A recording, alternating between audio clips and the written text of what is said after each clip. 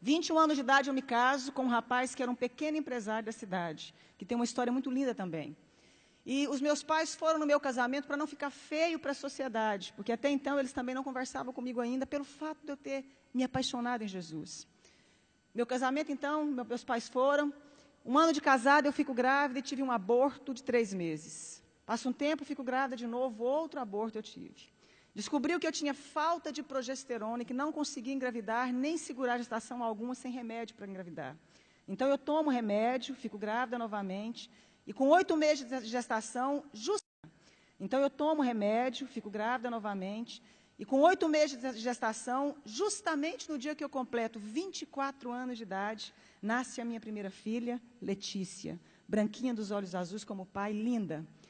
A minha mãe ainda era muito longe de mim, os meus pais não se aproximavam de mim pelo fato de eu estar apaixonada em Deus.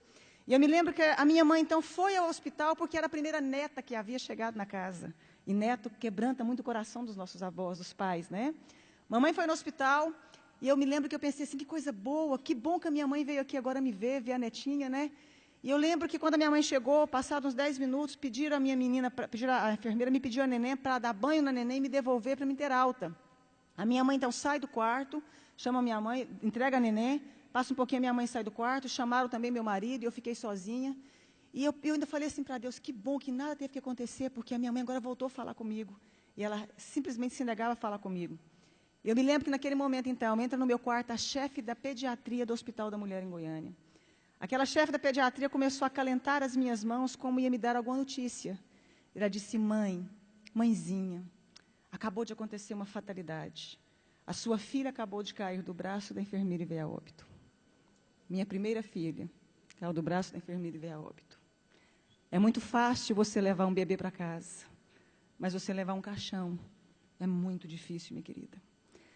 Mas eu queria fazer um parêntese aqui e dizer o seguinte, lembra que a minha mãe me falava que eu ia perder um filho como ela havia me perdido para Deus? E eu fazia uma oração que Deus fizesse o que fosse preciso para encontrar o coração da minha família e se revelar a eles. A minha mãe não falava comigo, isso me doía muito. Quando então eu recebo a notícia, minha mãe já havia recebido a notícia na porta do hospital. A minha mãe sobe as escadarias do hospital, entra no quarto e começa a gritar, filha, me perdoa.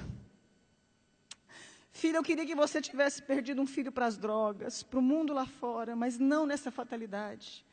A minha mãe começa a abraçar as minhas pernas, beijar as minhas pernas. Mas foi a primeira vez que eu vi a minha mãe dizer que me amava. Foi a primeira vez que ela me deu colo. Foi a primeira vez que a minha mãe teve tempo de dizer que eu era especial e importante para ela. Foi a primeira vez que ela pôde ouvir porque eu havia escolhido caminhar com Jesus. E houve, então, ali um momento de restauração, de perdão entre eu e minha mãe. Os meus pais voltaram a falar comigo. Eu mandei fazer um exame do corpo da minha filha, porque eu já tinha tido alguns abortos. 30 dias depois, chegou o laudo do exame. Eu descobri que a minha filha havia nascido sem cálcio e sem glicose. A Letícia jamais iria andar e teria convulsões simultâneas. E a minha médica fala para mim, adota um filho, porque você não pode mais ser mãe. Mesmo com os remédios, sua filha veio com problema. E eu disse que eu acreditava num Deus capaz de mudar a nossa vida, a nossa história, a nossa sorte. Um ano depois, eu dei à luz a uma criança linda, perfeita e sadia, chamada Angélica. Faz 11 anos, mês que vem. 3 anos depois, dei à luz a Annelise, tem 8 anos hoje. Mais 3 anos, dei à luz ao Cirino Júnior. Todos perfeitos e sadios. Se eu acabasse aqui a minha história, você já poderia dizer que esse Deus é maravilhoso. Eu fui impedida de fazer faculdade porque eu apaixonei em Jesus. Eu lembro que eu escutava uma frase muito comum, que eu ia casar com um pé rapado e com Zé Ninguém. Com um homem sem futuro, porque não existiam pessoas prósperas no meio que eu convivia. Me casei com meu esposo, ele era um pequeno empresário de fato. Veio o plano real naquela época, os meus pais perderam tudo. A minha irmã, que doutorou na Itália, foi trabalhar, não deu conta de exercer a profissão dela. Os meus irmãos todos ficaram desestruturados junto com os meus pais.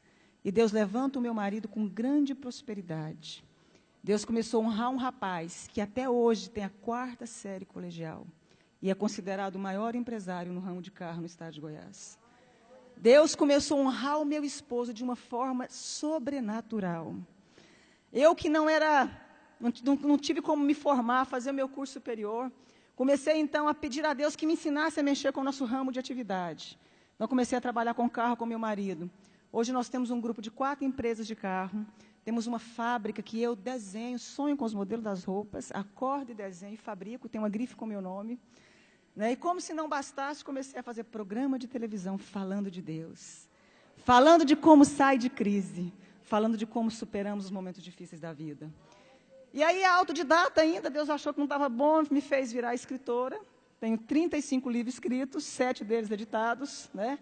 E sou presidente também de uma ONG chamada Mulheres que Fazem a Diferença. Eu pude entender algo na minha vida, que quando a gente acha que a gente não é ninguém, e que não tem como mais resolver a nossa história, existe um Deus capaz de fazer um milagre na sua vida. Existe um Deus capaz de mudar toda a sua história. Para terminar, os meus pais, quando perderam tudo, vieram trabalhar para nós. Meu pai trabalhou como meu motorista há muito tempo, agora eu dei um caminhão para ele trabalhar na cidade do interior, cuidando de frete. A minha mãe é a chefe da minha fábrica. Os meus irmãos um tempo trabalharam conosco. Todos eles vieram trabalhar conosco. Deus, meu pai um dia chorando me disse, um dia eu te disse que Deus mudasse a sua história, mas eu não imaginava que eu fazia parte dela. E eu quero dizer uma frase para você, dentro do nosso tema. A pessoa que é covarde, ela não tenta fazer nada na vida. O fracassado, ele não termina. E o vencedor não desiste. Você nasceu para vencer.